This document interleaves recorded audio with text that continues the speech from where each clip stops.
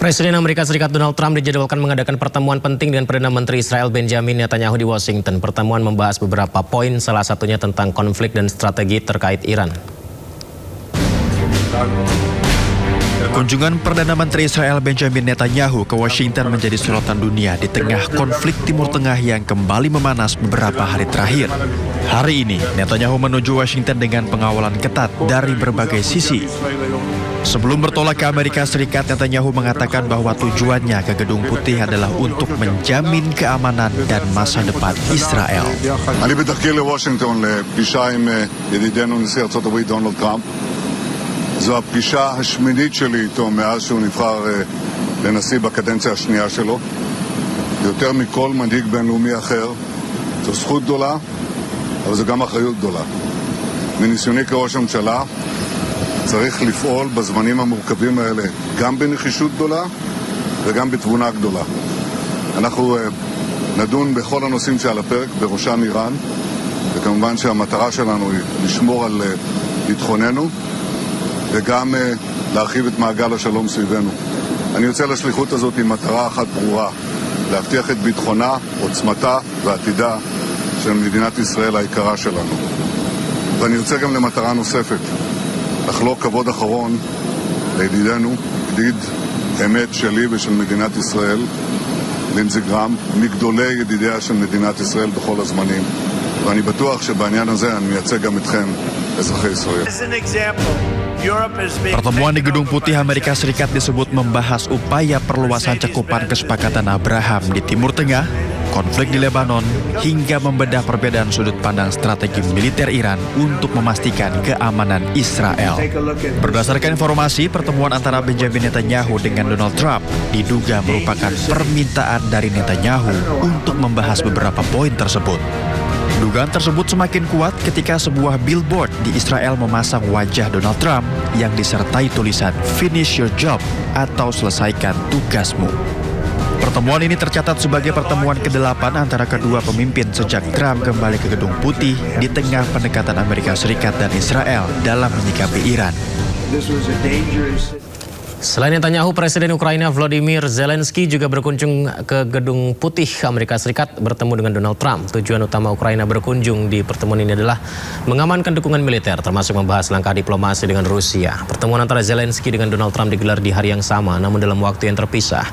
Kita bisa saksikan ya, ini adalah iring-iringan kendaraan Zelensky di Washington dan dijaga ketat oleh sejumlah pasukan pengamanan. Di pertemuan ini Zelensky bertujuan mengamankan dukungan militer, melobi tambahan sistem pertahanan udara Patriot, dan membahas langkah diplomasi mengakhiri perang dengan Rusia.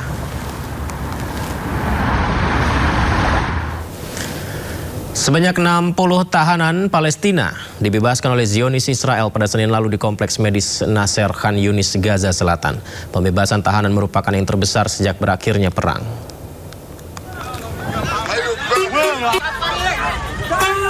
Momen kedatangan bus yang membawa warga Palestina yang ditahan oleh Zionis Israel disambut oleh seluruh warga Gaza yang berada di kompleks medis Nasser Khan Yunis, Gaza Selatan.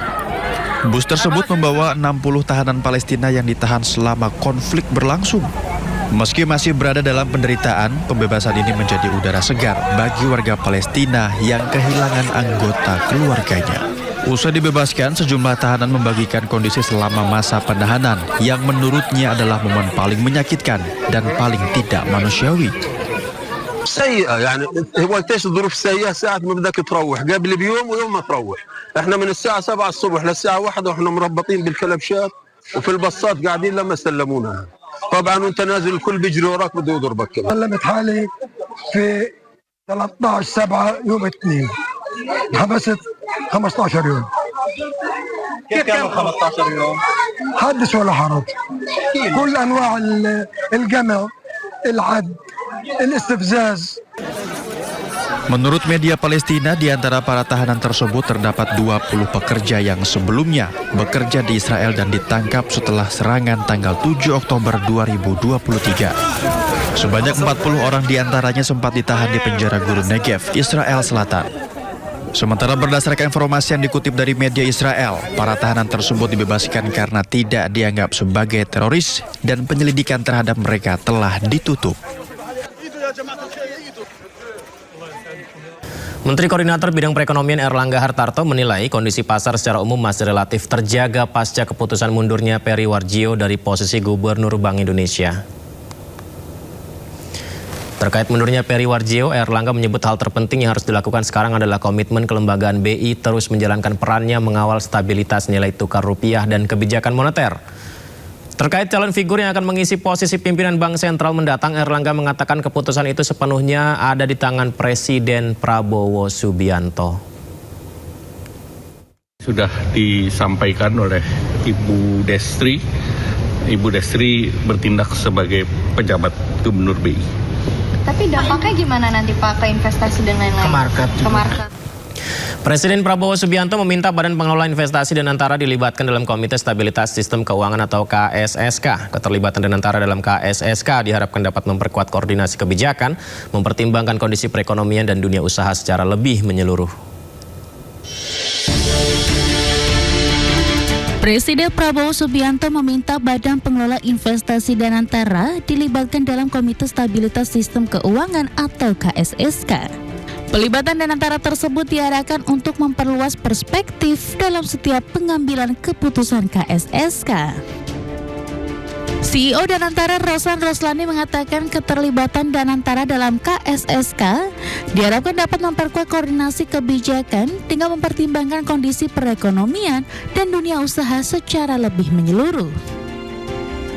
Arahan tersebut akan membuat koordinasi KSSK menjadi lebih luas dengan melibatkan Danantara sebagai bagian dari ekosistem kebijakan ekonomi nasional. Rosan mengatakan berdasarkan arahan Presiden, Danantara nantinya akan dilibatkan dalam pertemuan KSSK. Mempunyai dampak juga langsung ke perekonomian dan usaha, tentunya dari segi skala moneter aja, jadi lebih ke whole ekosistemnya. Jadi arahannya adalah ke KSK plus dana.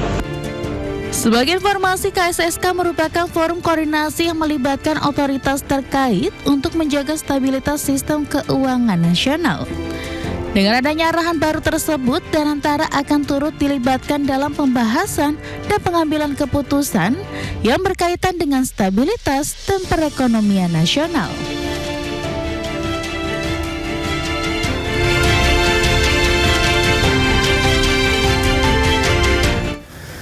Menteri Keuangan Purbaya Yudi Sadewa menegaskan komitmen pemerintah untuk menyesuaikan regulasi di kawasan ekonomi khusus, memastikan terciptanya iklim persaingan yang adil bagi produsen peralatan listrik dalam negeri. Langkah ini diambil guna merespon maraknya praktek bundling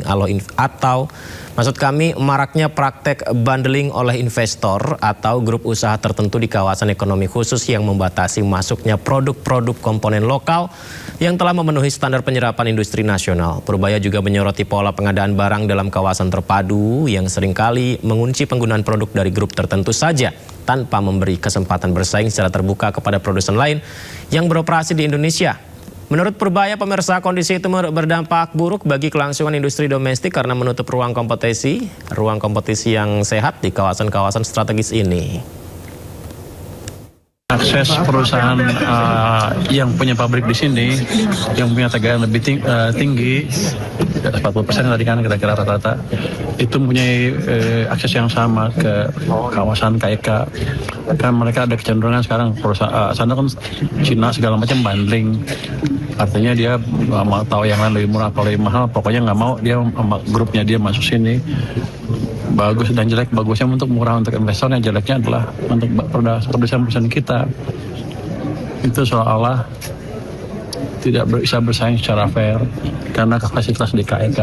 Nanti kita atur supaya produsen dalam negeri walaupun perusahaan nasi yang udah punya pabrik di sini mempunyai kesempatan yang sama untuk